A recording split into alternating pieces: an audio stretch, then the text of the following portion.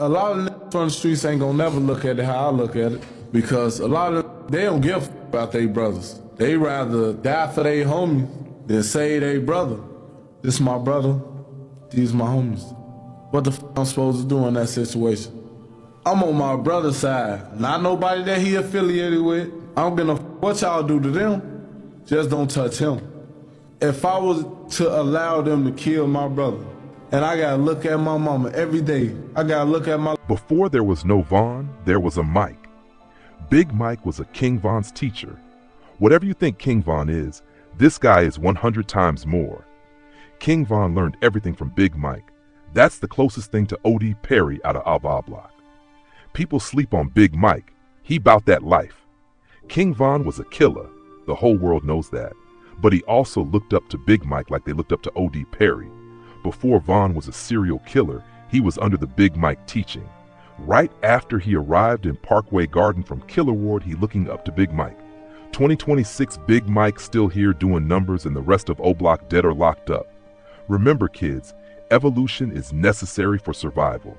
Before we start this video, let's check King Von and Big Mike in the bullpen before court.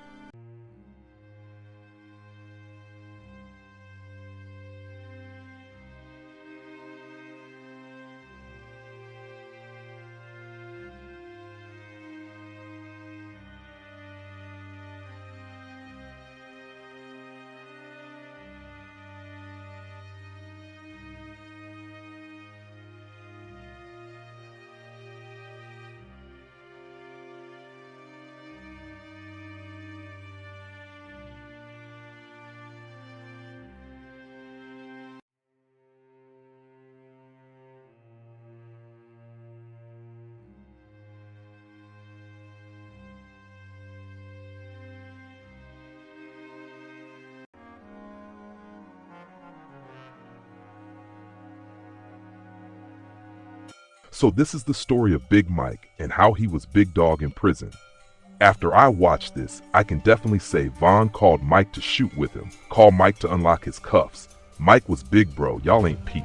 I just don't see Mike losing in a fair one. Maybe I'm wrong. Never forget, Von called Mike for help. Mike ain't called Von for help. Mike was his big bro. That's why Mike and them taught Von generation how to be in the field. Von ain't a rat dude, and he more famous than him. He only home cause Von died. He's home because he served his time. What TF are you talking about? And if you look carefully, No Limit Mally in the cut. Big Mike helped King Von get up out of handcuffs and Von got down on 051, freaky. Big Mike taught Von and T-Roy and them everything they know. Him and O.D. Perry. This shows how important a voice is in rap. Him and Von literally have the same flow, cadence, and content, but Von had the better rap voice and drew more fans in because of it. Welcome back to another episode of Rare People, where we cover everything street related. Make sure to hit that like button, subscribe, and turn on notifications so you don't miss any uploads. Let's get right into it. The song, like, it's a good ass song. He did kill a song. It was a good song, but if you pay attention to the shit he's saying in the song, you would know the song ain't about me. So at first you even thought it was about you though. Cause that's what they was telling me. They're like, man, you ain't hear that song that Von made about you? What bars do you feel like are clearly about somebody else? Like, the dude got the OTF chain on. I ain't never been OTF a day before in my life. Never been OTF a day before in my life. And if he was gonna put a motherfucker, if he was gonna put a motherfucker and he was gonna make it seem like it's me, he's gonna put somebody in the video with dreads instead of putting him with a haircut. That's the easiest. And the same thing he talking about, I could have bonded you out. Von ain't have no fucking money to bond me out, man. He didn't have no money, he didn't have no clout, he didn't have no fame. How was he gonna bond me out? You could have just been rapping at that point. No, he was talking about Trey 5. Right. Now he got money. I could have bonded you out. You could have stayed at my house. We could have figured it out. He talking to Trey 5, bro. That song is not about me. Yeah, cause that's the person that they said it was about Trey 5. And then when you started saying that it was about y'all, I'm like, oh damn, it could have been about you. So what did Trey 5 snitch on Von about? He didn't snitch on him. He just snitched on Vaughn. Oh, he just told in He general. told on a different situation, which made Vaughn look at it like, you know what I'm saying? From a young age, Wooski had a reputation for being hot-headed. Big Mike described him as someone who was always getting into conflicts. If someone hit him, he wouldn't let it go. He would chase them all day just to get even. Over time, this became almost like a game among other kids in O Block. They would intentionally hit Wooski and run, knowing he would chase them endlessly trying to get his lick back. While others found it funny, it had a serious effect on him. As he got older, Wooski became more aggressive, sometimes using bike chains and bats in fights. Because of this, he never fully got along with the O Block crowd. Instead, he spent much of his time in nearby GD neighborhoods like E Block and Hottie Way, where he had family connections, including several of his brothers. Big Mike and Wooski came from a large family. Their mother had 6 sons and 1 daughter, and their father had additional children as well. Some of their brothers were known by names like Fella, Bowski, Lowski, and Jay the Shooter, names that would later become relevant. A lot of niggas from the streets ain't gonna never look at it how I look at it, because a lot of they don't give about their brothers. They rather die for their homie than say they brother. This is my brother, these my homies. What the I'm supposed to do in that situation? I'm on my brother's side, not nobody that he affiliated with. I don't give no what y'all do to them, just don't touch him. If I was to allow them to kill my brother, and I gotta look at my mama every day, I gotta look at my little brothers every day, and they like, man, you let them kill your own blood brother, man, and you ain't did. But it might be out of your hands at some point, right?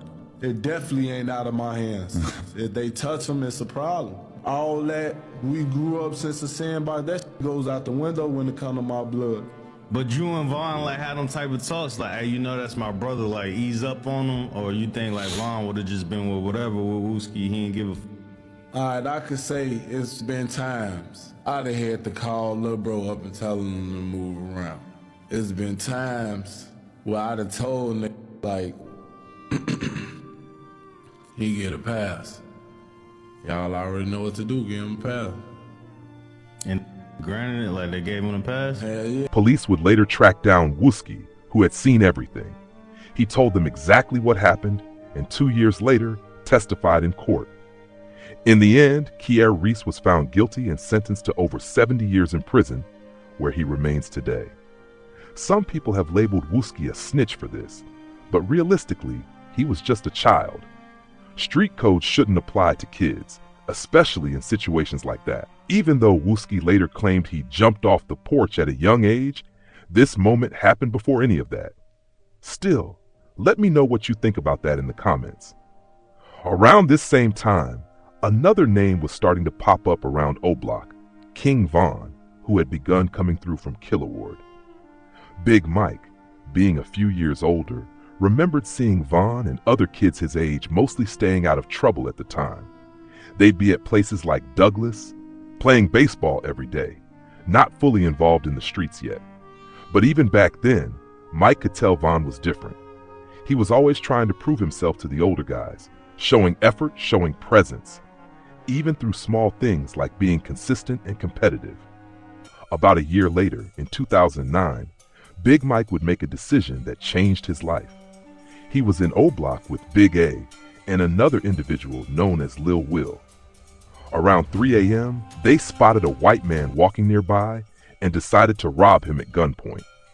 What they didn't know was that the man was actually an off-duty state trooper. He had been in the area to meet a prostitute when they approached him. The group managed to take his gun along with around $300. As police quickly responded, Mike ran, eventually making his way to the roof of one of the Parkway buildings. But it didn't last long. Officers caught up to him, beat him, and took him into custody. Big Mike and Lil Will were both convicted, while Big A was never caught. Mike was sentenced to 9 years at 50%, meaning he would serve about 4.5 years. That sentence would cost him more than just time. While locked up, the streets back home began to erupt. The war was escalating and Mike wasn't there. During that time, he would lose several close friends. In 2011, both brothers took heavy losses. Wooski lost his close friend Tuka, who was shot multiple times at a bus stop. Not long after, O.D. Perry was killed, another major loss, especially for Big Mike, who was very close to him.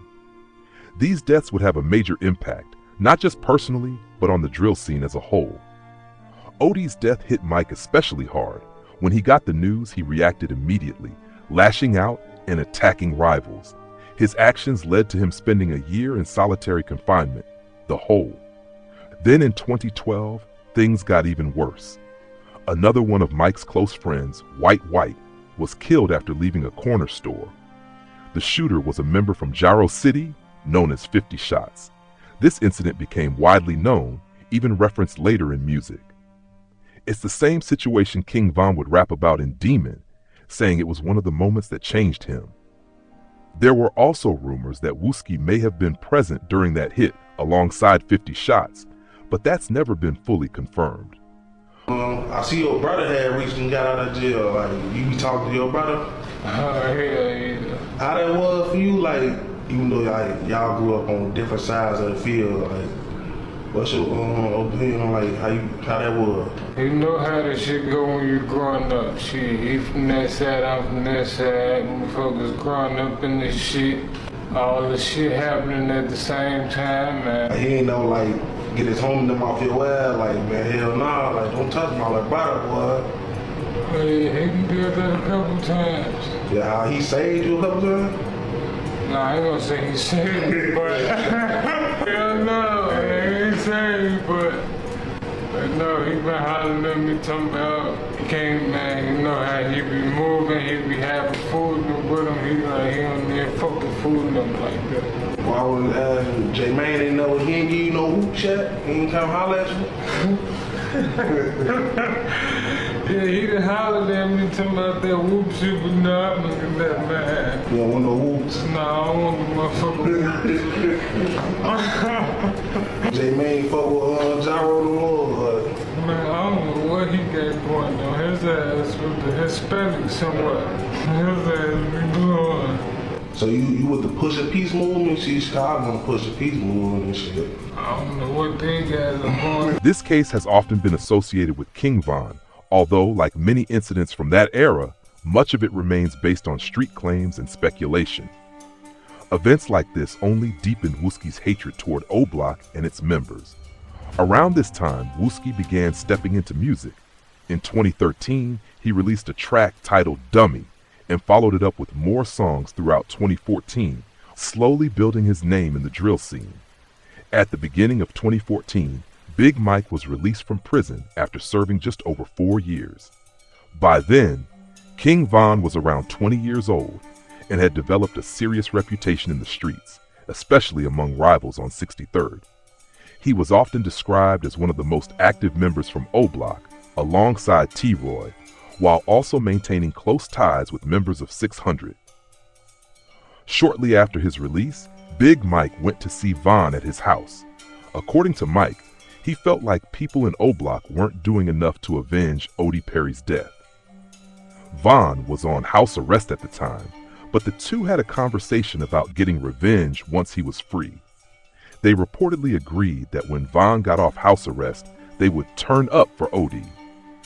Mike later described his relationship with Von as being like ministers on the block, meaning they were influential figures, deeply involved in everything happening around them.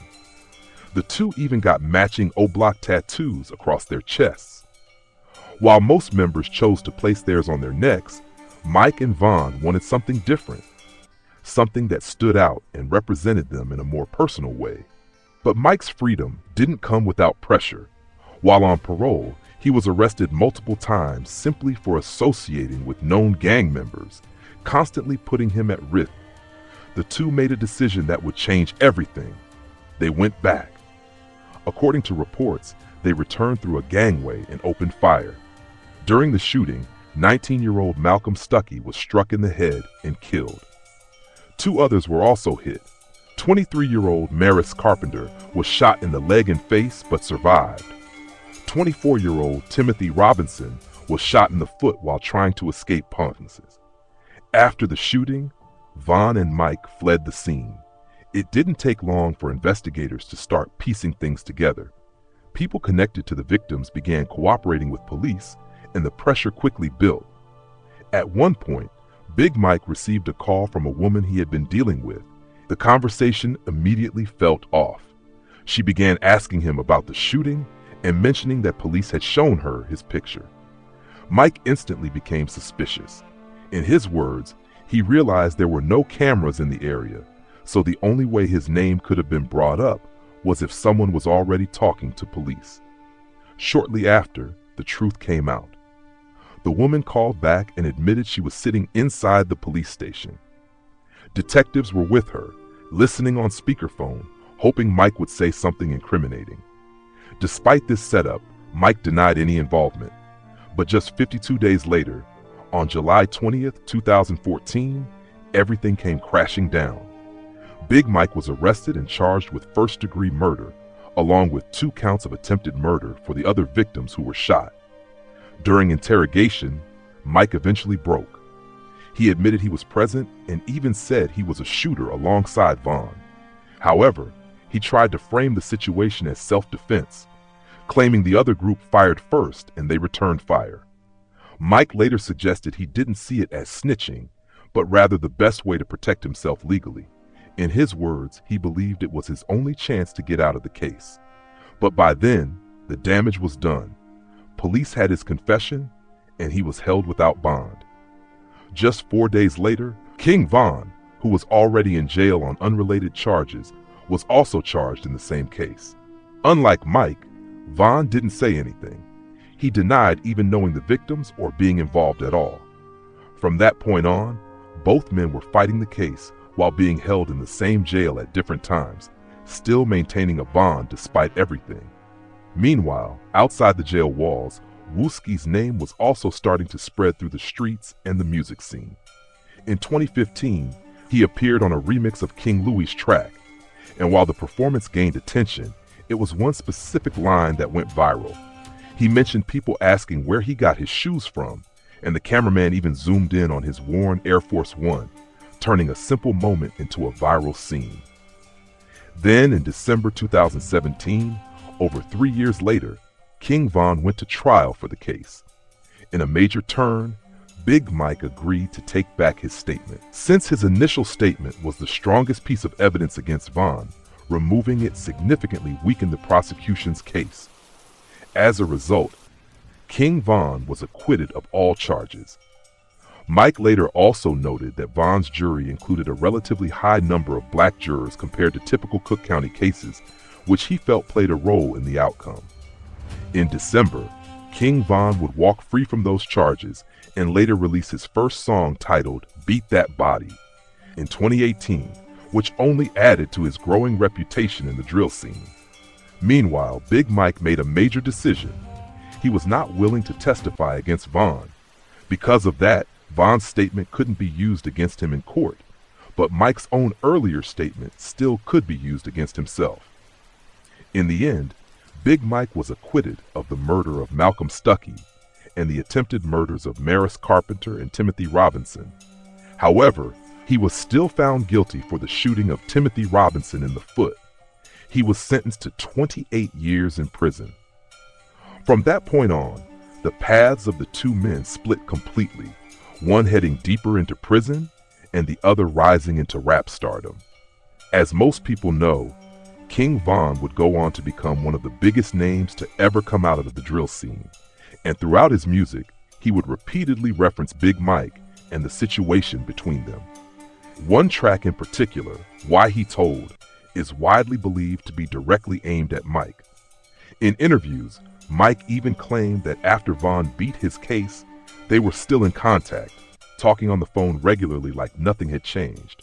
Despite everything, their friendship continued from behind bars.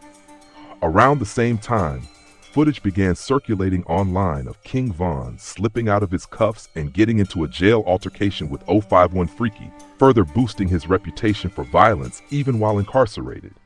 Interestingly, Mike was reportedly involved in helping Von navigate certain jail situations during that time, showing just how complicated their relationship remained. But while Von was preparing to enter the rap industry, Wooski was making his own impact.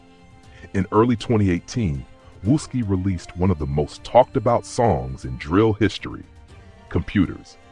The track instantly went viral in Chicago, quickly surpassing 40 million views and becoming known as one of the most disrespectful records in the scene. But with that attention came danger. The song made Wooski one of the most visible targets connected to STL-EBT and surrounding rivalries. Despite Big Mike's earlier request for Von to leave his brother alone, that wasn't the reality anymore. Less than a month later, in February, Wooski collaborated with Dookie the Man from M.O. on the track Shooters, which gained millions of views. In April, he followed up again with another collaboration titled Sleeping With It, continuing to build momentum in music. But just 2 months later, things took a serious turn. Wooski was charged with attempted murder after a man identified him as the shooter. At the time of his arrest, he was also found in possession of a firearm allegedly linked to the murder of Mubu Crump. Though, as is often the case in these situations, weapons frequently circulate between individuals and incidents. Eventually, the key witness recanted their statement, and Wooski was able to beat the case. However, there is some confusion about the timeline, as Wooski himself later claimed in interviews that he spent years in Cook County fighting the case, even though records suggest he was out by late 2018. Regardless, just months later, everything escalated again. On October 9th, 2018, 24-year-old Dooski the Man, real name Vantrese Chris, was shot and killed in broad daylight on the 5600 block of South Michigan Avenue. He was a well-known Chicago drill rapper and member of the Mo B set of the Gangster Disciples. That day, a brown vehicle pulled up and gunfire erupted, striking both Dooski and a woman nearby. The woman survived, but Dooski was hit multiple times and later died from his injuries. His death hit the city hard, especially within the drill community. Tensions escalated immediately. Just a day later, another well-known member, Waldo from 600, Ramon Duane, was shot and killed while walking in the 6300 block of 63rd Street. The killing is widely believed to have been retaliation, though no arrests were ever made. The cycle of violence continued. 2 weeks later, Dooski's funeral was held at Bethlehem Star Missionary Baptist Church. What was supposed to be a peaceful service turned into chaos. Around 12:30 p.m., 4 shooters approached and opened fire on the crowd outside the church. People scattered as gunfire erupted. Members of 63rd returned fire, and when everything stopped, 6 people had been shot. Among them was Wooski. He was struck in the forehead, but miraculously survived. The scene was described as pure chaos, people running, ducking for cover, and paramedics rushing victims away from what had turned into another devastating moment in an already violent cycle. And according to reports, Wooski himself may have been one of the individuals running toward the confrontation before being hit. Many rumors began circulating almost immediately after the incident involving Wooski, and over time, the story only became more layered, more debated, and more controversial within Chicago drill history. Some people claimed that he was hit by friendly fire, suggesting confusion in the chaos of the shooting. Others believed a different theory, that he was struck by a ricochet bullet from a 7.62 round that had first hit the ground before redirecting upward. That explanation was widely discussed online and in the streets, mainly because it seemed to align with how unusual the injury was, especially considering the fact that he survived a direct headshot. Regardless of which version people believed, one fact remained the same: he survived something that most people would not. Witnesses reported that 4 shooters were involved in the attack, fleeing the scene in 2 separate vehicles immediately afterward. Despite the scale of the shooting and the number of people present, no arrests have ever been made in connection with the incident. That lack of closure only fueled more speculation, theories, and ongoing tension in the streets. Suspicion quickly fell on O-Block and 600, especially after reports surfaced that just days before the shooting, Wooski had been on FaceTime with individuals who allegedly told him they had a surprise waiting for him. That detail would later become one of the most discussed parts of the entire situation, often repeated in interviews, commentary, and drill-related storytelling. As time went on, the narrative expanded even further. Surprisingly, the group known as 800 would later appear to reference or even take credit for the shooting in multiple songs. Lines such as, "Y'all always get back for nothing, this ain't no auto," were widely interpreted by listeners as indirect confirmations of involvement, or at least association with the event. In addition to music references, Wooski's brother Big Mike also spoke about portions of the situation during interviews, including appearances on platforms like No Jumper. While he did not confirm every detail that circulated online, he did acknowledge parts of the environment surrounding the incident and how intense the situation had become during that time. Despite surviving the shooting, Wooski was not the same afterward. He was left with lasting effects, including cognitive impairments, which is an unfortunately common consequence of severe head trauma caused by gunfire. The recovery process was long, difficult, and deeply personal, and it forced him to step away from the spotlight and music for a period of time. In his own words, the environment he came from never really left him. "What y'all do with a pull-up? We right here on 60 set, cracking, trapping wide." Even after everything he had been through, the mindset, the memories, and the streets around him still shaped how he spoke and how he reflected on life. Looking further back, Wooski also opened up about his early childhood, recalling, "The first place I remember living was on 73rd Street. I was around 4 or 5 years old." These small reflections gave glimpses into how early his environment shaped his worldview, long before music or street reputation ever came into the picture. About 2 months after the shooting, a previously recorded diss track featuring Wooski and Jay Maine was released on December 16th. The track immediately gained attention and circulated heavily online, adding even more attention to his name during a time when he was still recovering from his injuries. After that period, however, Wooski stepped away from music entirely for a while.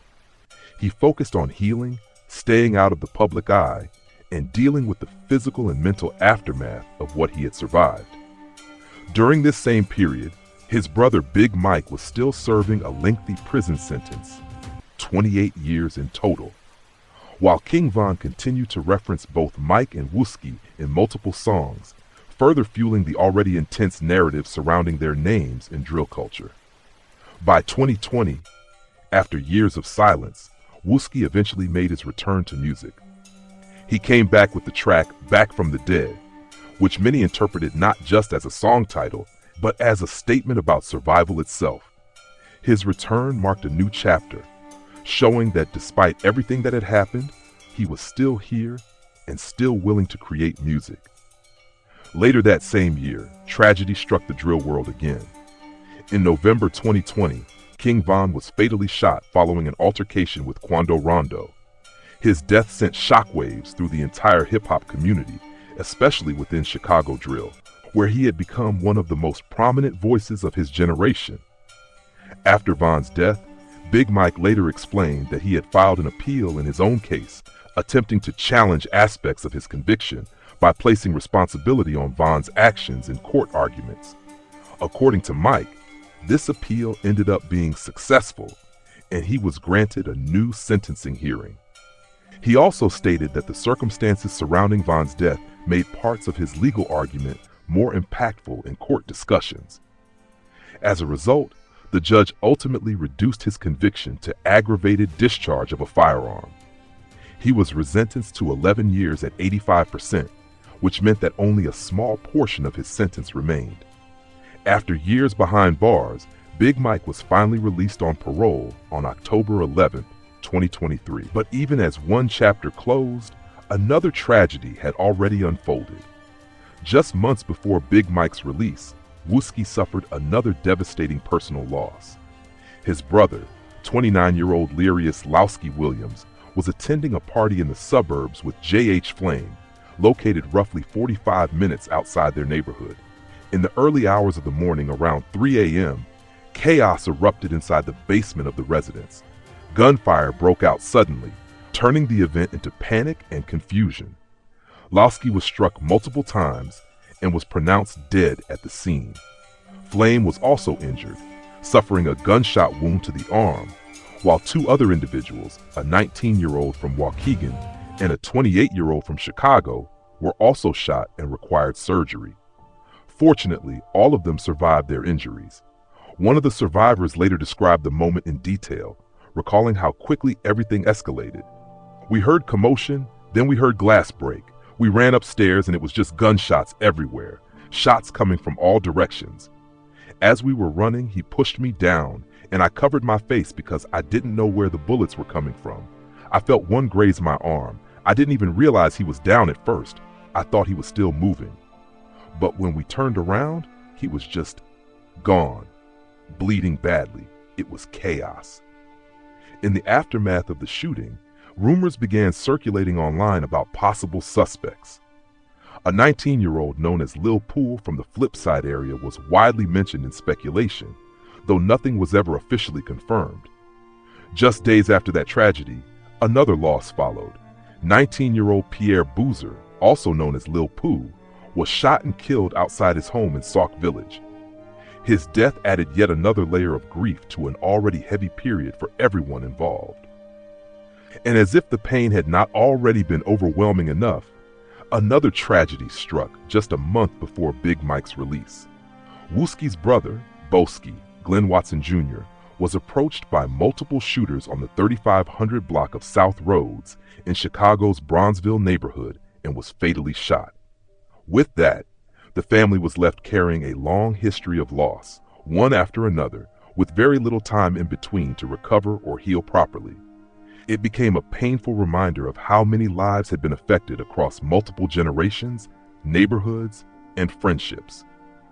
This family story, like many tied to Chicago's drill era, is not just about music or reputation. It is also about repeated tragedy, survival, and the long-term impact of violence on entire communities. Our condolences go out to all the families mentioned throughout this story. After his release, and with that, we'll see you in the next one. Peace.